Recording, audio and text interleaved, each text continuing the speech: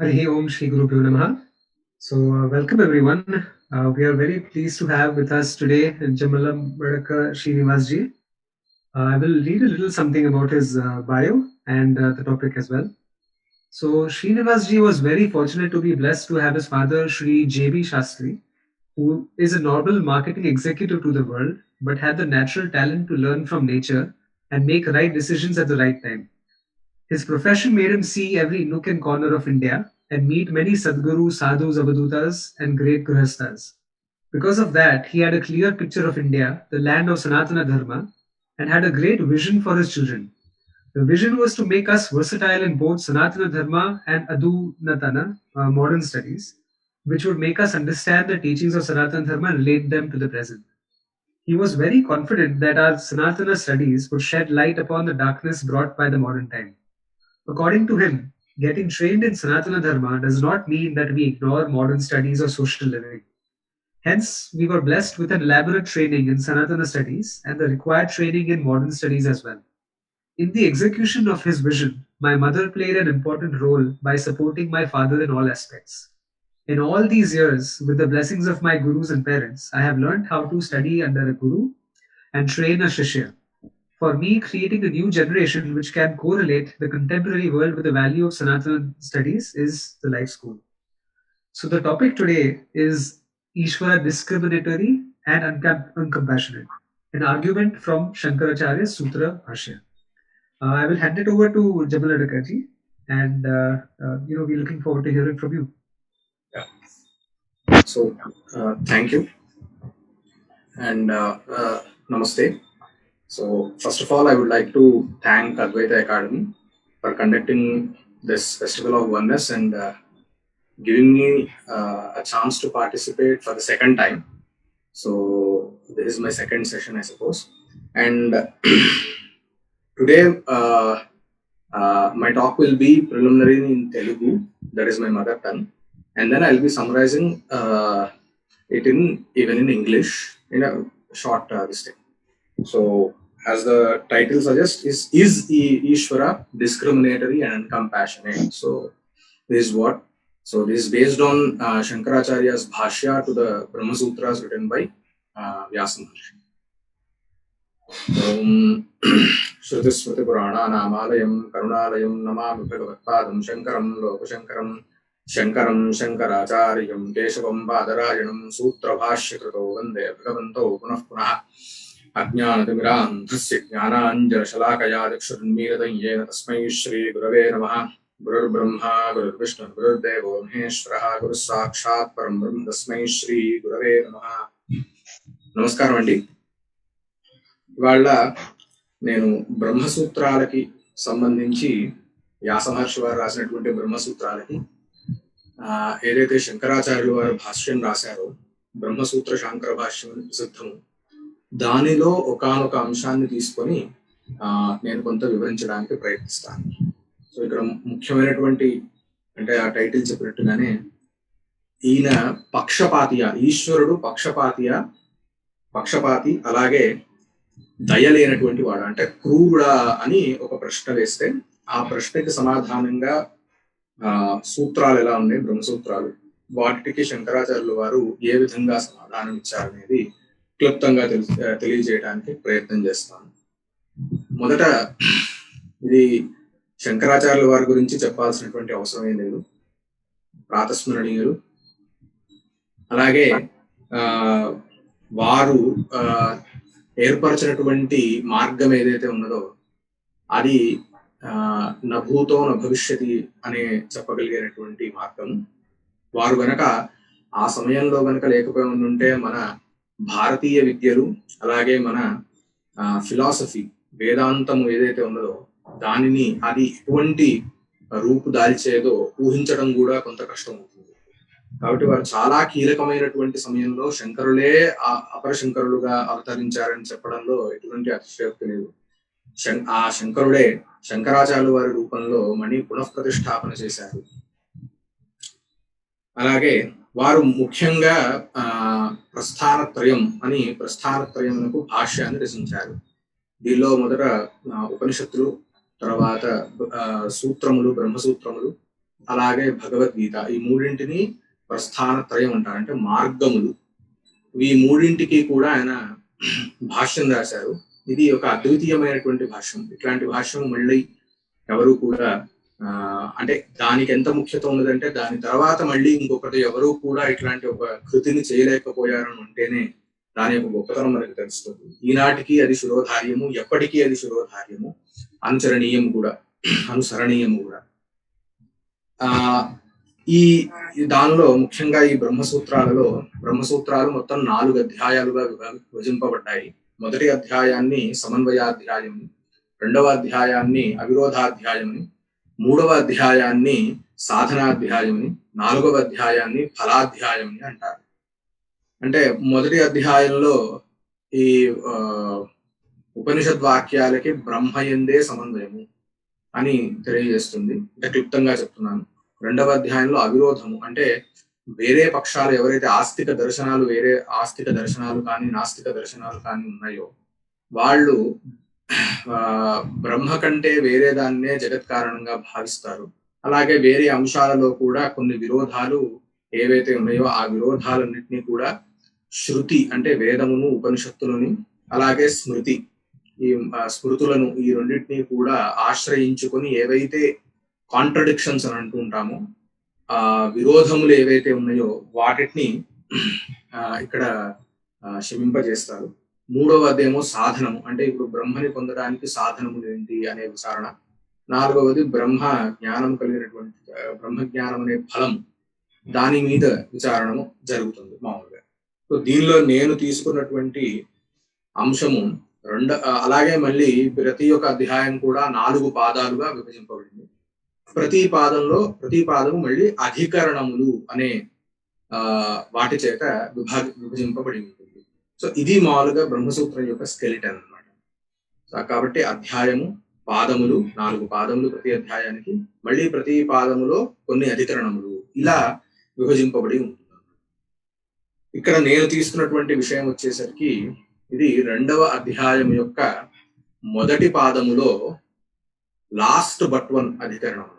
అంటే ఉపాంత్యం అధికరణం అని అంటుంటారు సంస్కృతంలో, అంటే లాస్ట్ బట్ వన్ అని అర్థం. చివరి అధికరణం కంటే ముందర ఉన్నటువంటి అధికరణము అని దానికి అర్థం. దాన్ని మామూలుగా శాస్త్రీయ నామం దానికి వైషమ్య నైర్ఘరణ్య అధికరణము అని. అంటే వైషమ్యము అంటే పక్షపాతము, వివక్ష కాదండి. వివక్ష అనే పదం మామూలుగా మనకి అలవాటైపోయింది. పక్షపాతము, పార్షియాలిటీ అనే అర్థంలో వివక్ష అనే పదాన్ని వాడటం అనేది అలవాటైపోయింది. కానీ ఇక్కడ వివక్ష అనే అభిప్రాయం కాదు. వివక్ష అంటే వక్తునిచ్ఛ, అంటే చెప్పడానికి ఏదైతే కోరిక ఉన్నదో దాన్ని వివక్ష అంటారు. ఇది పక్షపాతం అని ఇక్కడ అర్థం. వైషమ్యం అంటే నైర్ఘరణ్యము అని అంటే క్రూరత్వం. ఈ రెండు కూడా ఉన్నాయా లేదా ఈశ్వరుడికి అని. అసలు ఇదంతా ఎందుకు వచ్చింది విచారణ అంటే, ఈ జగత్తుకి బ్రహ్మయే కారణము అని చెప్పని చాలా అధికరణాల్లో ఇతపూర్వం, అంటే ప్రథమాధ్యాయంలో అలాగే ద్వితీయాధ్యాయంలో ఈ అధికరణం కంటే ముందర కూడా విచారణ చేసి లోకవత్తు లీలా కైవల్యముని కానీ అంటే వేరే వేరే సూత్రాల ద్వారా చివరికి నిర్ధారణ చేసినది ఏమిటి అని అంటే జగత్తుకి బ్రహ్మయే కారణము. అదే జగత్తుకి అంటే ఈ బ్రహ్మయే కారణము అనే అంశాన్ని ఇంకా దృఢపరచడానికి ఇంకా ఏవైనా సంశయాలు ఆ విషయంలో ఉంటే వాటిని కూడా వేసుకొని ఆ సంశయాల్ని కూడా బయటికి తీసుకొని వచ్చి ఆ సంశయాన్ని కూడా శమింపచేయటం కోసం ఇక్కడ అధికరణం ఉంది. దీన్నే స్థూణా నిఖన న్యాయము అని అంటారు. అంటే మనము భూమిలో ఒక దుంగని పాతినట్లయితే, ఒక కర్రని పాతినప్పుడు అది స్థిరంగా ఉండాలి, కదలకుండా ఉండాలి, గట్టిగా ఉండాలంటే పాతిన తర్వాత మళ్ళీ దాన్ని కదలిచి ఇంకా లోపలికి కూర్చి దాన్ని స్థిరపరుస్తారనమాట. దీన్ని స్థూణా నిఖనము అని అంటారనమాట. ఇలాగా ఏదైతే బ్రహ్మకి కారణత్వాన్ని యుక్తుల ద్వారా, శృతుల ద్వారా సాధించారో ఇత పూర్వం, దానినే మరికొంత దృఢపరచడం కోసం ఈ అధికరణాన్ని రచించారు. ఇక్కడ ఏమిటి అసలు ఇక్కడ ఎందుకు ఆశంక వచ్చింది అంటే, మామూలుగా ఇక్కడ సూత్ర భాష్యంలో ఎలా చెప్తారంటే, కాంశ్చిత్ అత్యంత దుఃఖభాజ కరోతి దేవాదీన్, కాంశ్చిత్ అత్యంత దుఃఖభాజ పశ్వాదీన్, కాంశ్చిత్ మధ్యమ భోగభాజ మనుష్యాదీన్ ఇత్యేవం విషమాం సృష్టిం నిర్మాణస్యేశ్వరస్య పృథక్ జనస్య ఇవ రాగద్వే ఈశ్వర స్వభావ విలోప ప్రసజ్జీయత. అంటే దీని చాలా సింపుల్ మామూలు మన భాషలో చెప్పుకోవాలి అంటే, మనకి బాగా లోకంలో ప్రసిద్ధమే ఏమిటి అని అంటే ఇక్కడ ఇంకొంచెం పై స్థాయిలో చెప్పారు. ఏమిటి అంటే మనకి జీవ యోనులు, జీవ ఆయతనములు అంటారు. అంటే జీవులకి స్తరాలు ఉంటాయి, ఉత్తమ మధ్యమ అధమ స్తరాలు అని చెప్పి ఉంటాయి, అంటే స్టేజెస్ అన్నమాట. దానిలో ఉత్తమమైనటువంటి వాళ్ళు ఎవరు అంటే దేవతలు అంటే వాళ్ళకి సుఖమే ముఖ్యం కాబట్టి వాళ్ళు దేవతలు ముఖ్యమైనటువంటి ఉత్తమమైనటువంటి స్థలం కింద భావింపబడతారు. అక్కడ వాళ్ళకి సుఖము యొక్క ఉపభోగము, సుఖాన్ని అనుభవించడం అనేది అక్కడ ముఖ్యంగా ఉంటుంది. కాబట్టి కొందరేమో ఎప్పుడు అత్యంతము సుఖముని అనుభవించేటటువంటి యోనులో పుడుతున్నారు దేవతలు.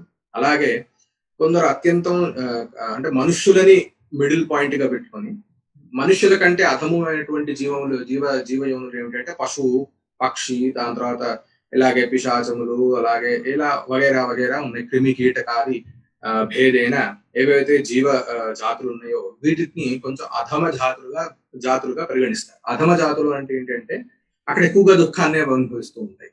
కాబట్టి కొందరినేమో అత్యంతం సుఖవంతులుగాను, కొందరినేమో అత్యంతం దుఃఖవంతులుగాను, అంటే దుఃఖం కలిగినటువంటి బాధను అనుభవించేటటువంటి యోనులలోను, కొందరు మనుష్యులనేమో వీళ్ళకి మిశ్రితం అన్నమాట. ఏది సుఖం కానీ దుఃఖం కానీ ఏది కూడా ఎక్కువగా ఉండదు.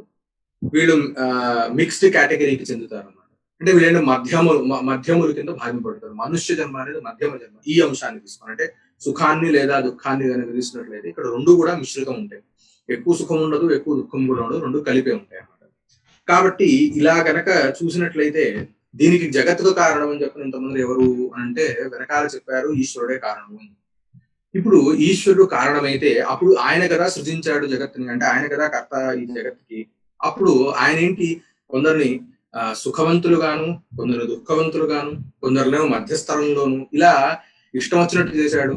అంటే ఏమిటి, ఆయనకి ఎవరినైతే సుఖవంతులుగా పుట్టించారో వాడి యందు పక్షపాతం, అంటే వాడి యందు ఆయనకి ఇచ్చ ఉన్నట్టు, అంటే వాడి యందు పక్షపాతం చూపిస్తున్నారు. ఎవరినైతే దుఃఖవంతులుగా, ఆ దుఃఖం కూడా ఎట్లాంటిది, చాలా దుఃఖం ఉంటారు. అది ఎట్లాంటిదేదా అంటే ఖలజనైరపి జుగుప్సితం. ఎవడైతే చెడ్డవాడో వాడికి కూడా జుగుప్స కలిగేటటువంటి దుఃఖం అంటది. అంటే వాడు కూడా ఖలజనుడు అంటే ఎవరు, మామూలుగా క్రూరుడికే జుగుప్స అంటే వాడికే భయం వేసేటటువంటి దుఃఖాన్ని అనుభవించేటటువంటి జాతులను కూడా పుట్టింపజేస్తున్నాడే. కాబట్టి ఈయనకి దేవతల యందు పక్షపాతమును, పశువాదుల యందు పక్షపాతం అంటే క్రూరత్వం, పశుపక్షాదుల యొక్క దుఃఖాన్ని చూస్తే గనక ఇది ఇంత దుఃఖపడేటట్టు ఈ జీవుల్ని సృష్టించినటువంటి ఈశ్వరుడు ఎంత క్రూరుడు అని చెప్పని అనిపిస్తోంది కదా అని ఇక్కడ ఆశంక. దీన్ని కొంచెం మనం ఇంకొంచెం మన ఉన్న స్థితికి తీసుకొని వస్తే మనుషులలోనే మనకి చాలా సార్లు అనుకుంటూ ఉంటాం. కొందరేమో అత్యంత ధనిక కుటుంబాల్లో పుడతారు, కొందరేమో అత్యంతం పేద కుటుంబాల్లో పుడతారు, కొందరు మధ్యస్థాయి మిడిల్ క్లాస్ లో పుడుతూ ఉంటారు. సో ఇక్కడ కూడా మన దృష్టి ఎలా అనిపిస్తుంది, మనకి ఎలా అనిపిస్తుంది అంటే అదే ధనవంతులు ఎవరైతే ఉన్నారో వాళ్ళు భలే సుఖాన్ని అనుభవిస్తారే, అయ్యో ఈ పేదరికంలో ఉన్నవారు చాలా దుఃఖాన్ని అనుభవిస్తారు కదా అని ఇలా మనకి రకరకాలుగా మనకు కూడా అనిపిస్తుంటుంది. ఈ సృష్టి ఏమిటి ఇంత అన్బ్యాలెన్స్డ్, లేకపోతే ఒక్కొక్కసారి ఇదేంటి ఇది చాలా దారుణం కదా, ఇది అన్యాయం కదా అని మనకు చాలా సార్లు మనకి ఈ సంశయం అనేది కలుగుతుంది. ఒక్కొక్కసారి కోపం కూడా వస్తుంది. కోపం వచ్చినప్పుడల్లా ఇదేంటి ఇట్లా చేశాడు అని అనక మానదు. మనకి కూడా అకస్మాత్ ఏదో దుఃఖం కలుగుతుంది. అంటే దానికి పెద్ద కారణం బయటకు అనిపించాల్సిన అవసరం లేదు, కానీ మనకి ఉన్నట్టుండి ఏదో దుఃఖం కలుగుతుంది. అది మనం ఎక్స్పెక్ట్ చేయం, మన జీవితంలో ఇట్లాంటి దుఃఖాన్ని మనం అనుభవిస్తున్నాం. అప్పుడు ఇది నాకు అన్యాయం జరిగిందే అని చెప్పని మనం ఒక బాధపడుతూ ఉంటాం. ఏమిటి ఇలా జరిగింది, ఎందుకు ఇలా ఈశ్వరుడు ఇలా చేశాడు అని చెప్పని మనం చాలా బాధపడుతూ, ఒక్కొక్కసారి అదే దుఃఖం కనుక ఎక్కువైతే ఈశ్వరుని నిందిస్తాం కూడా, ఈయనే చేశాడు ఇట్లా అని చెప్పని నిందిస్తాము. నిందించినటువంటి వాడికి అంటే ఎవరికైతే ఈశ్వరుడు యందు ఆస్థ, అంటే ఎవరైతే నాస్తికులు ఉన్నారో వాళ్ళకి ఏమనిపిస్తుంది, ఎవరైతే ఈశ్వరుని నమ్మడో, దీనికి ఒక కారణం ఉందనో ఎవరైతే నమ్మడో వాడికి ఏమనిపిస్తుంది అంటే ఇది చాలా అన్యాయమైనటువంటి ఇది, అంటే వాడు కారణం దేనికి ఆపాదించాలో తెలియదు. కాబట్టి చాలా వింతగా ఇది మన దైనందిన జీవితంలో మనం చాలా అనుభవించేటటువంటి విషయం ఇది. కాబట్టి ఇవన్నీ ఉన్నాయి కాబట్టి వెరసి ఇప్పుడు మనకి మళ్ళీ ఇటు ఆస్తికుల దీనిలోకి వస్తే కనుక చివరికి దీనికి ఎవరయ్యా కారణము అని అంటే ఈశ్వరుడు కదా జగత్తుకి కారణము. కాబట్టి ఈశ్వరుడే ఈ దోషాలు కలిగినటువంటి వాడు. ఏంటా దోషాలు? వైషమ్యము, నైర్ఘణ్యము.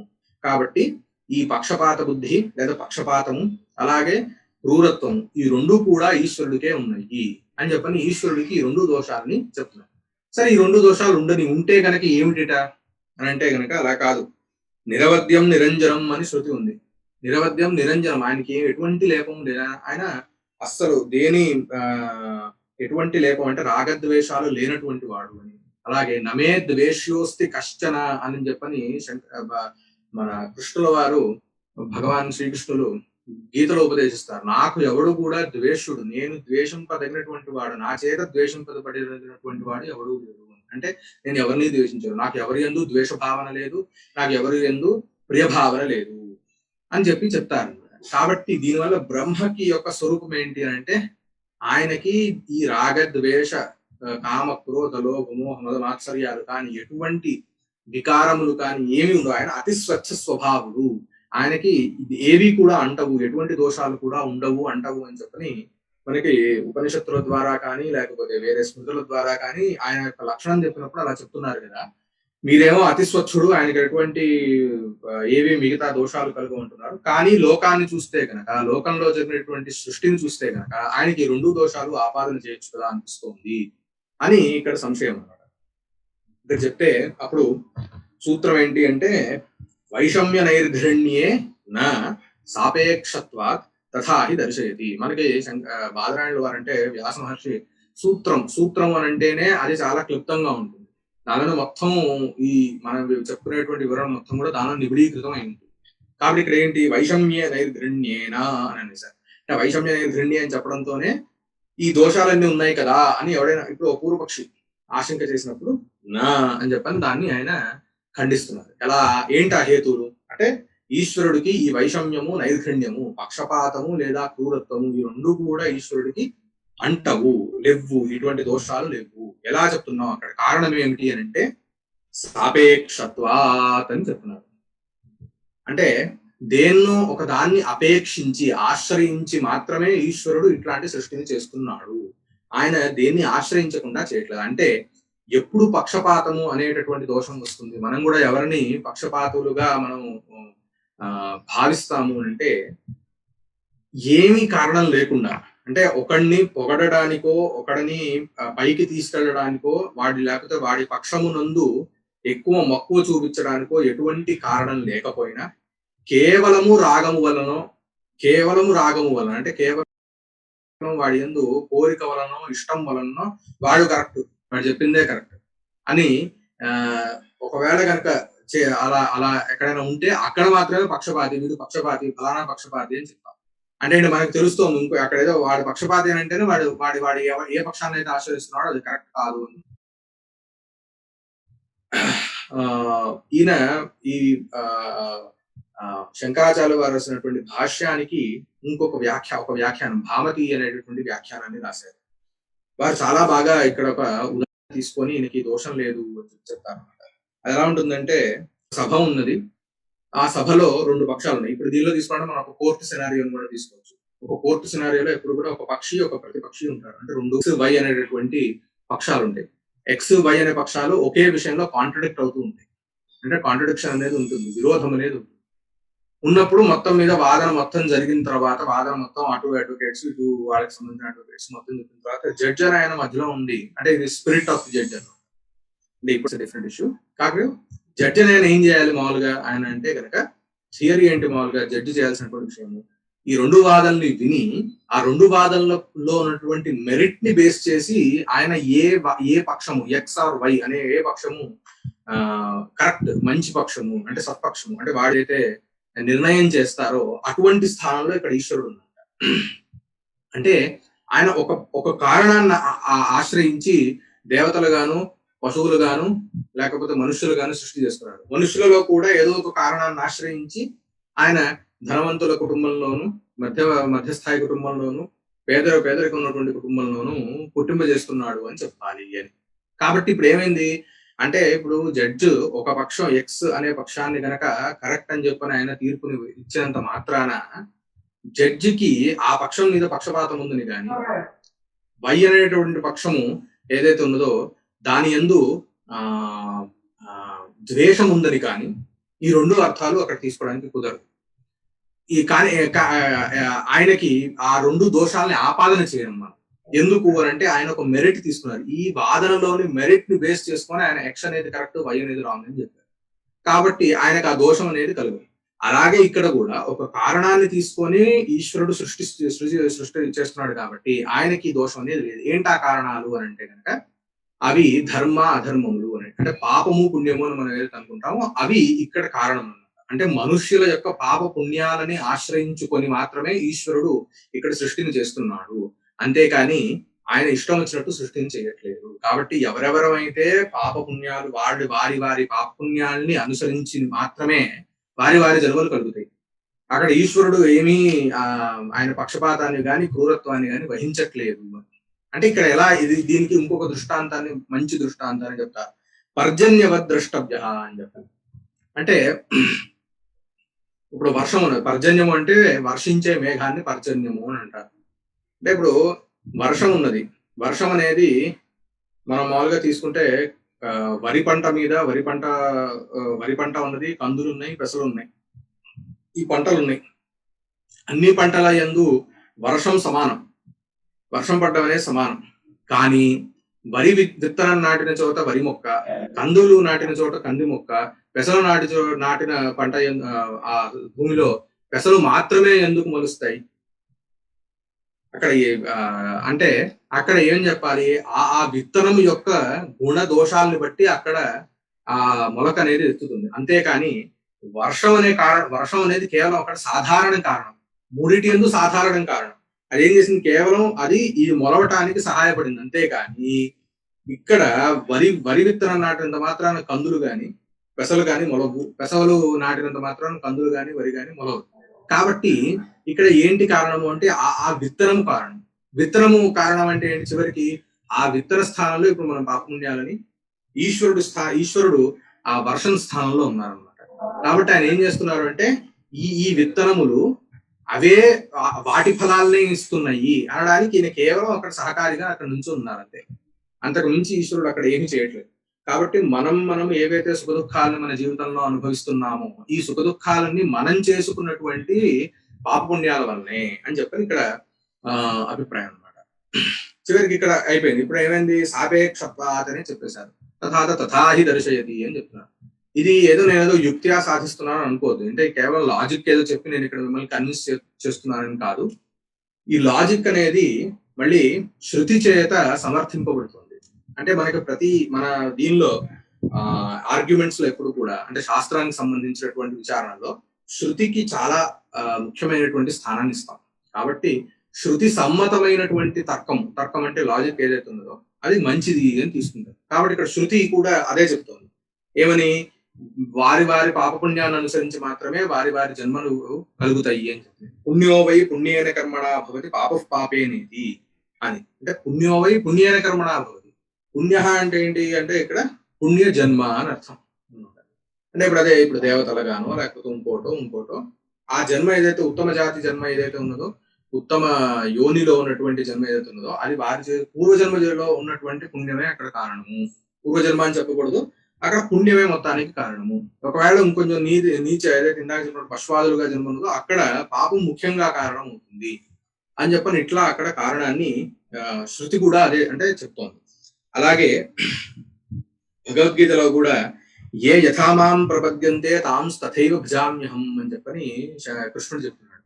అంటే ఎవరు నన్ను ఏ ఫలం కోసము అయితే నన్ను అర్థిస్తారో నేను అదే ఫలితాన్ని వాళ్ళకి ఇస్తాను అని. అంటే ఏంటి, మీరు ఏదైతే పని చేస్తే మీకు ఏదైతే ఫలం వస్తుందో ఆ ఫలితము యొక్క అవుట్పుట్, అంటే ఆ ఫలితానికి అనుగుణంగానే మీరు ఇంకొక దీన్ని అనుభవిస్తారేమో. కానీ నేను ఇక్కడ ఏదో నేను ఒకడి మీద రాగముతోనో ఇంకోటి మీద ద్వేషంతోనో నేను మాత్రం ప్రవర్తించను అని ఇక్కడ చెప్పి మొత్తానికి ఇక్కడ ఏం చేస్తున్నారు అంటే ఈశ్వరుడికి మాత్రము ఈ రెండు దోషాలు లేవు అని చెప్పి ఇక్కడ దీని తర్వాత ఒక చిన్న ఇదనమాట. అంటే ఏమిటి అని అంటే, నువ్వు చెప్పింది బానే ఉంది. మనం పునర్జన్మని అంగీకరిస్తాం. సనాతన ధర్మంలో పునర్జన్మ అనేది చాలా ముఖ్యమైనటువంటి అంశం అన్నమాట. సరే, నువ్వు బాగుంది, ఒక 100 జన్మలు ఉంటే కనుక సరే, ఈ 100 జన్మల్లో ఏదో ఒక జన్మ పూర్వ జన్మలో చేసుకున్నటువంటి పాప పుణ్యాలు ఉన్నాయి కాబట్టి తర్వాత జన్మ ఏదో బానే ఉన్నది. కానీ మొదటి జన్మ ఏదైతే ఉన్నదో, మొదటి జన్మకి ముందర ఎందుకు ఈ పాపము లేదా పుణ్యం కావాలంటే ఏం చేయాలి, ఏం కావాలి మనకంటే మొదట శరీరం కావాలి. శరీరం లేకుండా పాప పుణ్యాలు కలగవు. కాబట్టి ఈ శరీరానికి ఏం కావాలి మళ్ళీ అంటే, శరీరం అంటే మళ్ళీ జన్మ కదా. ఈ శరీరానికి ఏం కావాలంటే మళ్ళీ పాప పుణ్యాలు కావాలి. సో ఇది ఎక్కడో ఒక క్రమంలో ఉంది, ఒక చైన్ లాంటిది. సరే, బాగుంది, ఎక్కడో చోట మొదలవ్వాలి కదా. సో మొదలైంది ఎక్కడో 0 దగ్గర మొదలవ్వాలి. మొదలయ్యేటటువంటి చోట మాత్రము అక్కడ ఏమీ లేదే.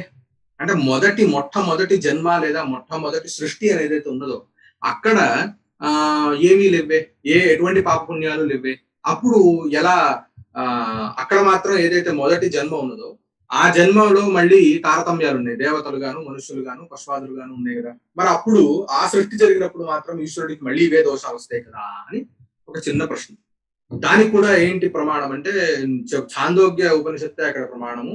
ఛాందోగ్య ఉపనిషత్తులో సదేవ సోం ఏదమగ్రాసి ఏకమేవా ద్వితీయం అని చెప్పని, జగత్తు సృష్టించడానికంటే ముందర బ్రహ్మ ఒక్కటే పదార్థం ఉన్నది, వేరే ఏ పదార్థము లేదు. అంటే బ్రహ్మ ఒక్కటే ఉన్నది, వేరే ఏమీ లేదంటే పాపపుణ్యాలు కూడా లేవని అర్థం కదా. కాబట్టి పాపపుణ్యాలు కూడా లేవు కాబట్టి అక్కడ అసలు ఏమీ లేవు కాబట్టి అక్కడ ఖచ్చితంగా మొదటి జన్మలో మాత్రం ఈశ్వరుడికి 2 దోషాలు కూడా వస్తాయి అని ఆశంక చేస్తున్నాడు. నా కర్మ అవిభాగాది చేన్న అనాదిత్వాత్. కర్మ అవిభాగము అంటే సరే, మొత్తానికి ఇక్కడ అర్థం ఏంటంటే మొట్టమొదటి జన్మలో సమయంలో మాత్రము ఈ కర్మ అంటే పాపపుణ్యాలు ఏవైతే ఇందాక చెప్పినటువంటి కారణం ఉన్నదో ఆ కారణము లేదు కాబట్టి ఇక్కడ పూర్వం చెప్పినటువంటి 2 దోషాలు కూడా ఈశ్వరుడికి వర్తిస్తాయి. కాబట్టి ఈశ్వరుడికి మళ్ళీ 2 దోషాలు ఉన్నాయి కదా అంటే అలా కాదు. అనాదిత్వ, ఈ సంసారం అనేది అనాది. అంటే దీనికి ఒక చోట మొదటి జన్మ 0 దగ్గర మొదలవుతుంది అనేది లేదు. మనకి ఈ సృష్టి క్రమం అనేది ఏదైతే ఉందో ఇది అనాదిగా జరుగుతున్నటువంటి సంసారం అనేది అనాది. దీనికి ఎక్కడ ఒక మొదలు ఏమీ ఉండదు అన్నమాట. అది ఎలా తెలుస్తుంది అని అంటే కనుక దానికి 3వ సూత్రం ఉంది, ఉపపద్యతేచ విపలభ్యతేచ. అంటే ఒకవేళ కనుక ఈ సంసారం అనేది అనాది కాదు, ఆదిమతు అని అంటారు. ఆదిమాన్ అంటే ఏంటి అని అంటే మొదలు కలిగినది, దీనికి పుట్టుక ఉన్నది. అంటే ఎక్కడో ఒక చోట సమ్ పాయింట్ దగ్గర మొదలవుతుంది అని కనుక మనం తీసుకున్నట్లయితే వచ్చేది ఏమిటి అంటే ఆకస్మికత్వాపత్తే. ఆకస్మికముగా అంటే ఏంటి, ఆకస్మికంగా అంటే కారణం లేకుండానే సృష్టి జరిగింది అని చెప్పాల్సి వస్తుంది. కారణం లేకుండా సృష్టి జరిగితే సరే, కారణం లేకుండా సృష్టి జరిగింది. మొట్టమొదటి సృష్టి అలా జరిగింది, రెండో సృష్టి మాత్రము సృష్టి జరిగిపోయింది కదా. సృష్టి జరిగినప్పుడు శరీరం ఉంది కాబట్టి మొట్టమొదటి జన్మలో వాడేవో మంచి పనులు చెడ్డ పనులు చేశాడు. చేయడం వలన పాపపుణ్యాలు వచ్చాయి. కాబట్టి రెండో జన్మ నుంచి సాపేక్షమైనటువంటి అంటే ధర్మాపేక్షమైనటువంటి జన్మ ఉండని మొదటి జన్మ మాత్రం ఏదైతే ఉన్నదో దానికి మాత్రం పాపపుణ్యాలు లేవు కాబట్టి అవి ఏమవుతుంది, ఆకస్మికములు అవుతాయి. ఆకస్మికములు సడన్ గా అంటే ఎటువంటి కారణము లేకుండా పుట్టినవో అవ్వాల్సి వస్తుంది. అలా చేస్తే వచ్చే దోషాలు ఏంటి అంటే అది కుదరదు, లాజికల్ కాదు. అంటే శాస్త్రానుసరించి లాజికల్ కాదని చెప్తున్నాను. అంటే ఏంటి అంటే ముక్తి అనేది ఏదైతే ఉన్నదో, మోక్షము ముక్తి లేదా ఏదైతే ఉన్నదో అది ఒకసారి గనక కలిగిందంటే దాని తర్వాత మళ్ళీ జన్మ అనేది ఉండదు. అంటే ఇప్పుడు ముక్తులు ఉంటారు. అంటే కొందరికి మోక్షం అనేది యథార్థమైనటువంటి వేదాంతంలో చెప్పేటువంటి మోక్షం కలిగింది. మోక్షం కలిగిన తర్వాత ఏమిటంటే వాళ్ళు బ్రహ్మ స్వరూపులు అయిపోతారు కాబట్టి వాళ్ళకి పుట్టుక అనేది ఉండదు. ఒకవేళ ఇప్పుడు ఆకస్మికముగా మొట్టమొదటి సృష్టి జరిగింది అని తీసుకున్నట్లయితే ఇప్పుడు ముక్తులైనటువంటి వాళ్ళు కూడా మళ్ళీ పుట్టాల్సి వస్తుంది. ఎందుకు, మామూలుగా చెప్పేది ఏంటంటే ఎవరైతే ముక్తులో వాళ్ళు ఎందుకు మరలా పుట్టరు, మరలా జన్మకి కారణం లేదు, జన్మ ఎందుకు ఉండదు అని అంటే కనుక అక్కడ ఇదే చెప్తారు, ధర్మాధర్మాలు లేవు, వాడి పాపుణ్యాలు లేవు, అన్ని కూడా నశించిపోయాయి. అక్కడ జ్ఞానాగ్ని సర్వకర్మాన్ని భస్మసాత్కృతే తథా. కాబట్టి అక్కడ జ్ఞానాగ్ని వలన ఆ అన్ని సంచితం గాని ప్రారంభం గాని అన్ని రకాలైనటువంటి పాపపుణ్యాలు కూడా నశించిపోయినాయని చెప్తున్న తర్వాత చెప్పారు కాబట్టే వాళ్ళకి ముక్తులకి మళ్ళీ పుట్టుకలేదంటారు. ఇప్పుడు ఆకస్మికంగా ఒక జగత్తును కనుక అంగీకరిస్తే అప్పుడు ఏమవుతుంది అంటే వాళ్ళు కూడా పుట్టవలసి వస్తుంది. అలాగే కృతహాన అకృతాభ్యాగమ ప్రసంగములు ఇలా రకరకాల దోషాలు ఉన్నాయి. మొత్తానికి ఏంటి అని అంటే కనుక ఆకస్మికంగా పుట్టుక అనేది కుదరదు. ఇది లోక విరుద్ధం కూడా. కారణం లేకుండా ఏది పుట్టదు. కాబట్టి ఉన్నట్టుండి ఏమీ లేకుండానే అన్ని వచ్చేస్తాయని చెప్పడానికి లేదు. మనం అనుభవిస్తున్న ప్రతి దానికి, ప్రతి వస్తువుకి కూడా ఒక కారణం అనేది ఉంటుంది. కారణం లేకుండా ఏది ఉండదు. కాబట్టి ఈ ఆకస్మికమైన, అందుకనే ఆకస్మిక దోషాన్ని వారించాలంటే కనుక సంసారానికి అనాదిత్వాన్ని అంగీకరించాలి. అలాగే ఉపలభ్యతేచ, శృతిలో కూడా సంసారము అనాది అనే తెలుస్తోంది. ఎందుకు అంటే సూర్యాచంద్రమసౌ ధాత యథాపూర్వం అకల్పయతు అని శృతి చెప్తోంది.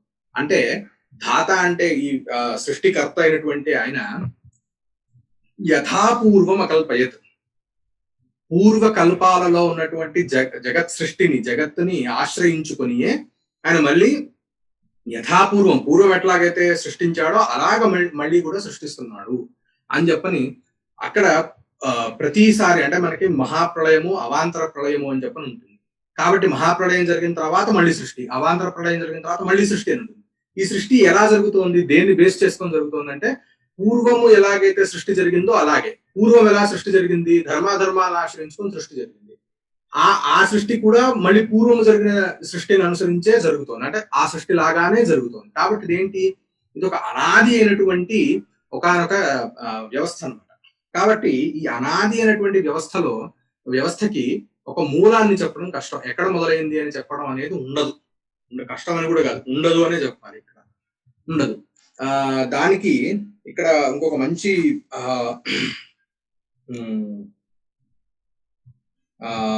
నరూపమస్యేహ తథోపలభ్యతే నాంతో నచాదర్ నచ సంప్రతిష్ఠ అని చెప్పని భగవద్గీతలో ఉంది. అంటే ఏంటి అని అంటే ఈ సంసార వృక్షం అనేది సత్యమా మిథ్యనా, ఇది ఏమిటి, దీని యొక్క స్వరూప స్వభావాలు ఏంటి అనేది తెలియట్లేదు. అలాగే దీని యొక్క మొదలు తెలియట్లేదు, అంతము తెలియట్లేదు అని కొంత ఉత్ప్రేక్షగా చెప్తున్నారు. అంటే మొదలు కూడా తెలియట్లేదు అనేది ఇక్కడ తీసుకోవాల్సింది. అంతం మరి ఎట్లా ఈ సంసారానికి అని అంటే కనుక బ్రహ్మజ్ఞానం వల్లే దీనికి అంతము. కాబట్టి ఈ సంసారం ఏదైతే ఉన్నదో ఇది మొదలు లేనిది, అంతము కలిగినది. కాబట్టి ఈ మొదలు లేనటువంటి దీనిలో నువ్వు ఇందాక ఏదైతే ఆశంక అంటే ఏదైతే సంశయాన్ని వ్యక్తపరిచారో, ఈ మొదటి సృష్టిలో గనక మొదటి సృష్టి అనేది విషమంగా ఉన్నది కాబట్టి వైషమ్యము నైర్ఘణ్యము ఈ రెండు కూడా ఈశ్వరుడికి ఆపాదింపబడతాయి అని చెప్పని ఏదైతే దోషాలు చెప్పారో ఆ రెండు కూడా లేవు అని చెప్పని ఇక్కడతో దీన్ని ఆ సంశయాన్ని పూర్తిగా సమూలంగా కూడా ఉచ్ఛేదన అంటే తీసేశారు అనమాట శంకరాచార్యులు వారు. అలాగే ఆ సూత్రాలు అనుసరించి, బాధారాయణ వాళ్ళ వారి సూత్రాలని అనుసరించి ఇప్పుడు కొంత ఇంగ్లీష్ లో చెప్పడానికి ప్రయత్నం చేస్తాను. So today's topic I'll just summarize shortly in this thing.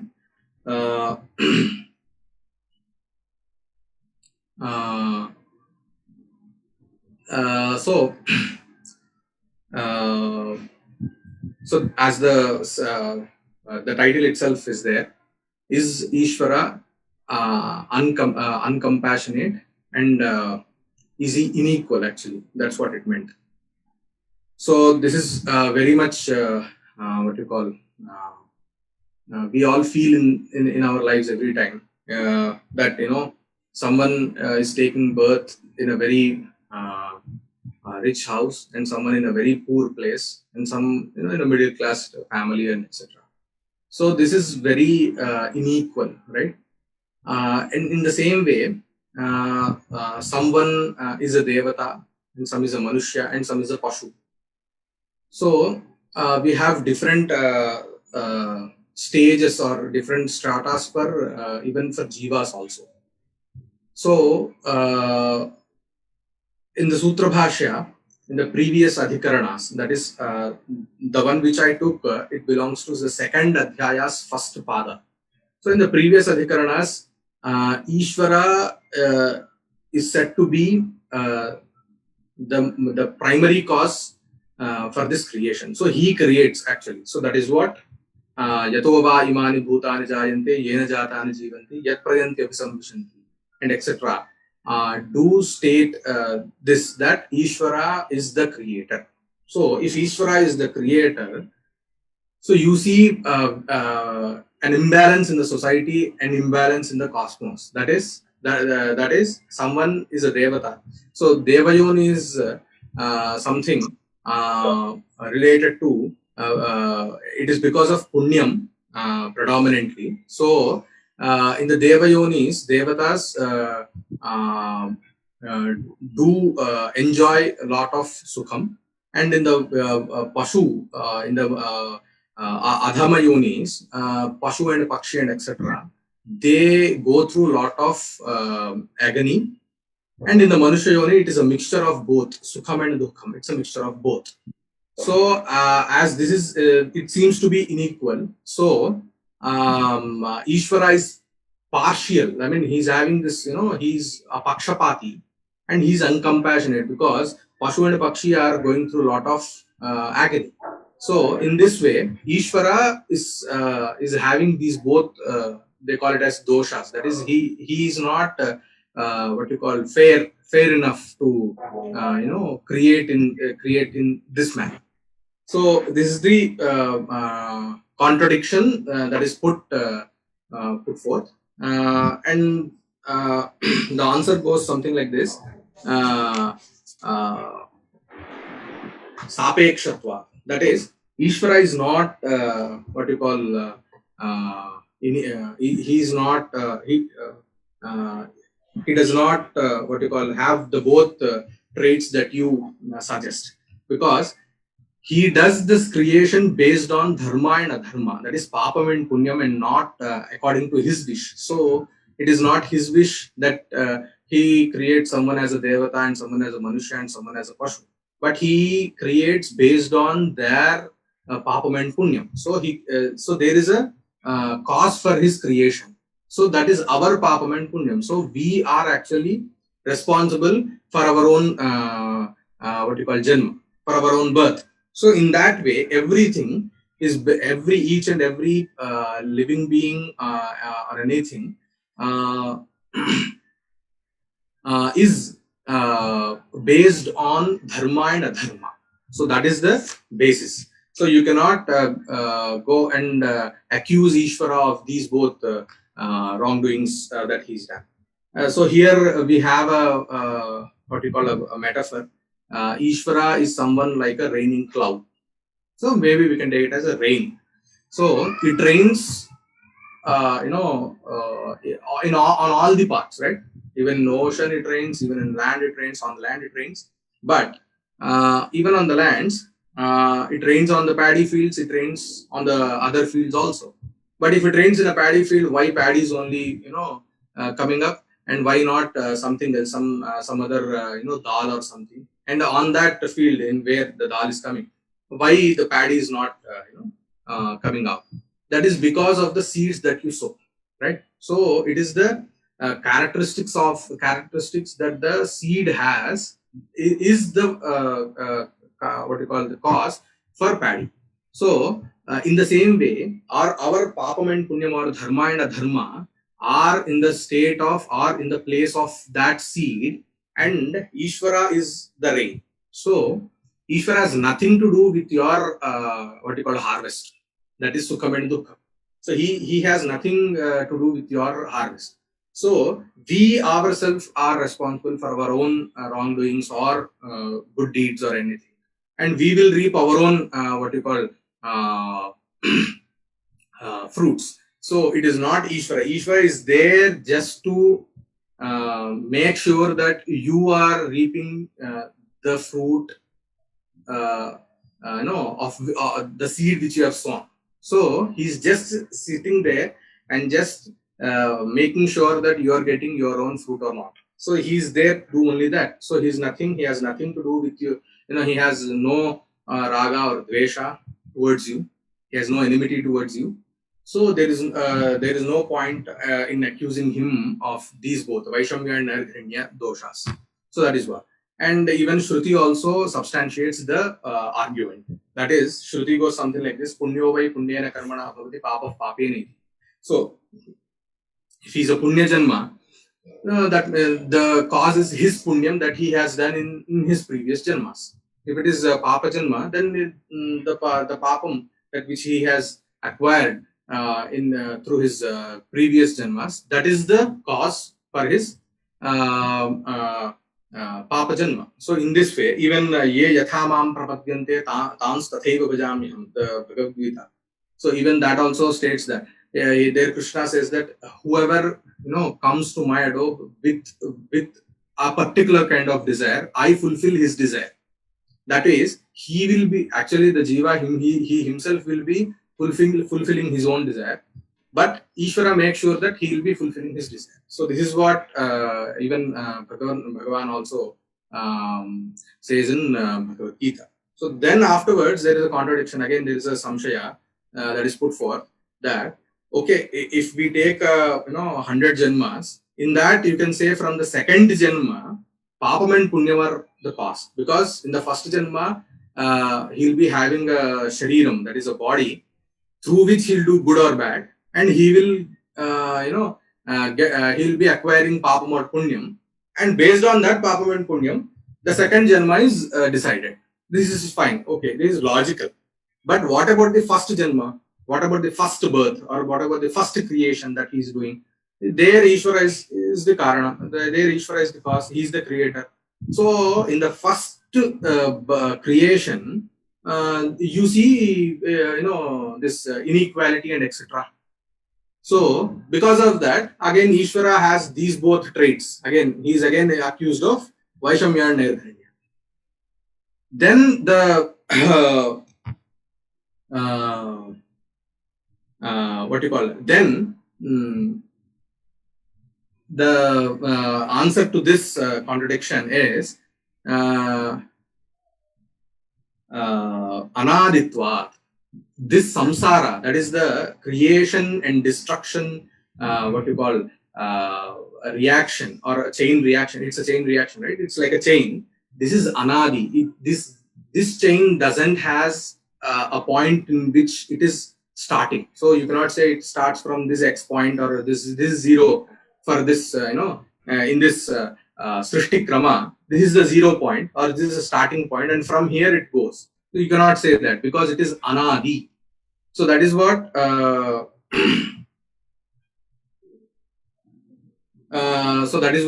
we say it as anadi. So someone is saying, as we are not able to know what is the karanam, we are saying it is anadi. No, there are two what you call answers to that. One is it is not logical. Why it is not logical means that is called as something called as Bijankura Nyaya. Maybe in English we say something if the egg comes first or the chicken comes first or something like that, right? I don't I can't phrase it in the way. Maybe it is something like does the egg comes first or the chicken comes first? So this is what in English they actually talk about. So this Bijankura Nyaya, what do we know about this through this Bijankura Nyaya is that Bijam is every time first. Because without Bijam is the Karanam or the cause for the Ankura. Ankura is the the sapling from it. But the Bijam is the primary cause. So this is what it shows. But where did this start? Where did this Bijankura Krama or this chain has started? We cannot know that. Even Shruti also substantiates this Nyaya. The Shruti goes something like this: Surya Chandramaso Dhata Yatha Purvam Akalpayat. So Dhata means the creator. So as I said before, we have something called as a concept called as Avantara Pralaya and Mahapralaya. So Avantara Pralaya is a secondary Pralaya and our Mahapralaya is a primary Pralaya. You can take it like that. And this is a circle. You cannot stop this circle actually. This goes on like this. So after a Mahapralaya or Avantara Pralaya, again creation happens. So this is a chain which doesn't has a beginning. This is what is the Siddhanta of the Sanatana philosophy.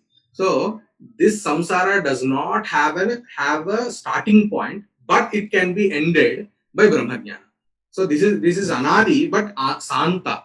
So that means this has an end point, but not a starting point, because you cannot trace a starting point, because that is what we call it as what you call dhara. This is what is called as samsara dhara. So you cannot draw a dot and say that from here, from this point, some people may bring up maybe Big Bang theory and say that we at least have a theory stating that we have a starting point where the creation has happened. Maybe we are just trying to what you call find the reason of this cosmos, maybe of this maybe solar system or something. We don't know how many solar systems exist or how many cosmos are there. So, but in our literature, it is innumerable. That is what they call ananta sagar, ananta samsara. So you never know the depth of it. You don't know how many cosmos are there, how many kind of this thing is there. So so in this way, maybe some are not actually convinced by this Bijankura Nyaya, but it is solely based upon if you can understand the concept of dharma and adharma, papam and punyam, this will be very much easy to understand. If we don't know what is dharma and adharma, it is a bit hard to actually get to know this concept of anadi samsara. Samsara is anadi. So by this, I think my time is up. Yeah. So, Srinivas ji, since there were actually a few questions from our audience, is it possible, perhaps, if they could contact you by email or some other fora where you perhaps you may follow up? Sure. So how should I do that? If you could share your email, I could just type it out and JAM. Yeah. JAM.VASU. Yeah. @gmail.com. So for everyone listening, it's jam.vasu@gmail.com. So in case you have these follow-up questions about the Adi and Adi paradox, I'm sure Srinivas will be happy to answer.